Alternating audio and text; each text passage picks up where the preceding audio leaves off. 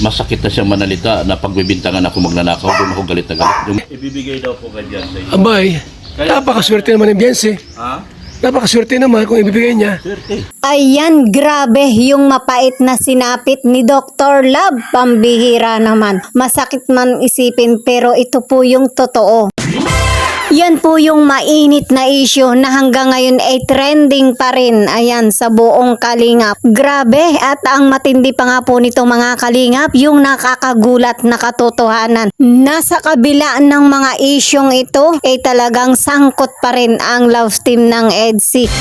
Lalo pa nga po si Beyonce. Ang tanong nga po natin dito mga Kalingap, ano kaya yung magiging reaksyon ni Beyonce? Papayag ba kaya kung ano man yung magiging resulta sa mga issue na ayon nga po kay Dr. Love? Kay Beyonce nga po ibibigay yung bahay. Ayan, grabe, di ba? Sa videong ito, yan po yung ating pag-uusapan. Mga trending na issue na bibigyan po natin ng reaksyon. Kaya wag po kayong bibitaw. Pero bago yan mga Kalingap, mag-like, share, and subscribe muna po tayo dito sa ating munting channel. And mega love shoutout po sa atin pong mga subscribers, sa atin pong mga viewers, sa mga solid supporters ng Team Kalingap, mga Kalingap Reactor, and sa lahat po ng mga OFW. Ayan. At syempre, mega love shoutout po kay Kuya Bal Santos Matubang and Kalingap Rob. Ayan, wala po tayong hiling, kundi ang patuloy po nating suportahan sila nang sa ganun ay tuloy-tuloy po yung pagbibigay nila ng tulong, pagbibigay ng saya. Ayan, grabe, di ba? So, balikan na po natin mga Kalingap yung atin pong topic. Ayan, grabe, patindi ng patindi yung mga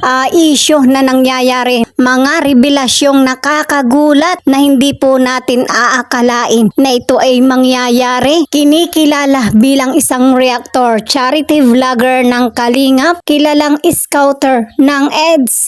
Ayan. Nauwi sa kawalan ng saysay yung kanyang mga pinaghirapan, yung kanyang panahon, yung kanyang pagsasakripisyo. Kahit papaano naman po meron din naman pong naipundar ang scouter ng EDC na si Dr. Love. Ayan. Nang dahil nga po sa pagmamalasakit, yung pagtitiwala, ayan, nasayang pong lahat. At dahil nga po sa mga nangyaring ito kay Dr. Love, marami nga po yung nambash. Marami rin po yung naawa at syempre marami din po yung nagsabi na ito ay karma. So nakakaawa pero wala po tayong magagawa. Pero ang masasabi lang po natin, wag po nating masyadong husgahan. Tao lang po tayo na nagkakamali, masakit man pong isipin pero yan po yung katotohanan na dapat po nating tanggapin. At sa ngayon nga po mga Kalingap, tuluyan na nga pong nagdesisyon si Dr. Love na lisanin na yung bahay na kahit nga po ito ay malaki yung kanyang naging sakripisyo dito. At para sa ikapapanatag nga po ng kanyang kalooban, kailangan po talaga na gawin niya ito. Kumbaga mga Kalingap, sa sitwasyon pong ito ni Dr. Love, talagang magsisimula po siya na walang wala. Yan po yung kanyang inamin na talagang sa nangyaring ito sa buhay niya na hindi niya inaasahan, talagang magsisimula siya sa walang wala. At syempre kung iisipin din po natin mga Kalingap sa mga nangyayaring ito kay Dr. Love, trending yung kanyang issue pagdating sa Kalingap. Magsilbing aral din po sana ito sa lahat, hindi lamang po kay Dr. Love, na hindi lagi po yung gulong ng kapalaran ay laging nasa ibabaw. Ayan, yung kislap ng salapi ay wag po tayong masisilaw. Yan nga po yung sinasabi po natin sa ilang mga reaction video po natin na pagdating nga po sa pera, bawat minuto ay may pagbabagong nagaganap sa isip ng tao. Yan po yung ating pakatandaan at ingatan po natin yung tiwala at yung pagmamalasakit natin po sa kapwa. Ipiliin po natin yung taong atin pong pagbibigyan. Kasi nga 'di ba, ang epekto po nito sa buhay natin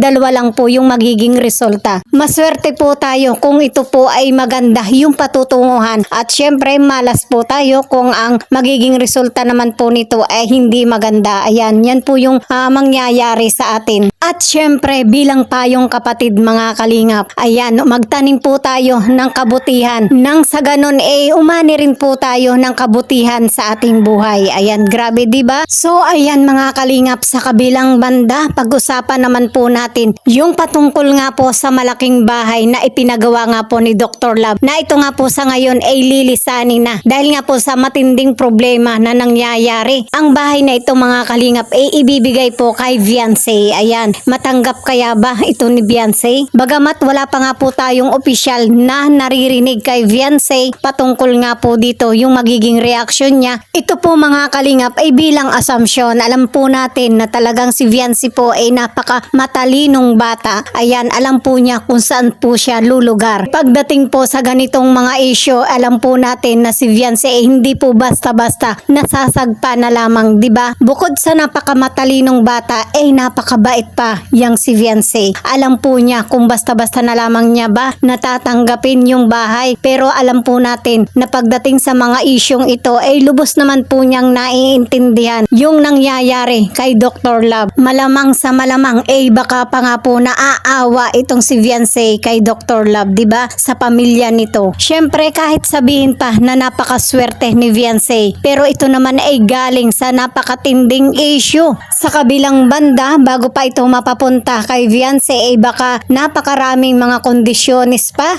na ayon nga po kay Dr. Love sa pagkakakilala nga po niya kay Leo D, yung kanyang kasosyo di umano sa kanyang pagpapagawa ng bahay, kung magmura mas masahol pa nga daw po sa hayop. Ayan, grabe, di ba? Paano na lang kung yan din po yung mangyari kay Beyonce? Aba, di malaking issue rin po yan, di ba? Para ano pa kung tatanggapin po ito ni Beyonce? Alam naman po natin na talagang yung mga sponsor po ni Beyonce ng EDC ay talagang napaka-generous, talagang mapapagkatiwalaan at higit pa sa rito ay talagang binibigyan ng magandang buhay itong si Beyonce, di ba? At syempre mga kalingap, andyan din po si Papa Eds, isa sa mga bigating sponsor ni Beyonce. At alam naman po natin pagdating sa kapakanan ni Beyonce, sabi nga po ni Papa Eds ay nakasecured na yung future nila ni Beyonce, o di ba? So ayan mga kalingap, kung kayo po yung ating tatanungin patungkol po dito, payag ba kayo na tanggapin ni Beyonce yung bahay na ipinagawa ni Dr. Love na di umano nga po ay kung tutuusin,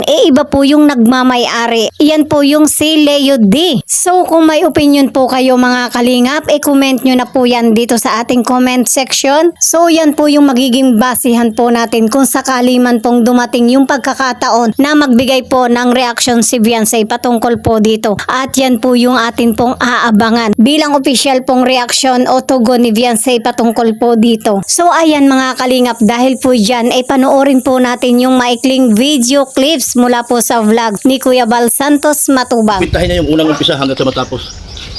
Yun lang ang hinihingi ko. Hindi ko na siya habulin, pero hindi ko na siya habulin kung ano mang gusto niya mangyari dito sa bahay nito. Ibalik niya lahat ang pagod at effort at pagod ko. Masakit na siya manalita na pagbibintangan ako magnanakaw. Doon ako galit na galit. Yung minumura ako araw-araw. Gusto na niya akong paalisin. Dahil duda, parang narinig ko sa mga bigating sponsor na nagkwento sa akin, kay Mrs. Love, na ang bahay nito ibibigay daw niya kay Beyonce. Hoy! Bakit daw? Hindi ko alam. Kaya siguro minamadali na niya akong paalisin. Siya ba ay binata may asawa? May asawa po ba yan? Hindi ko alam may asawa o ano. Basta hindi ko alam po ano. Narinig mo lang na itong bahay na ito ay ibibigay kay Beyonce? Ibibigay daw po kay Beyonce. Abay, napakaswerte naman ni Beyonce. Ha? Napakaswerte naman kung ibibigay niya. Swerte. Baka may kondisyon. Ay, hindi ko alam po yan.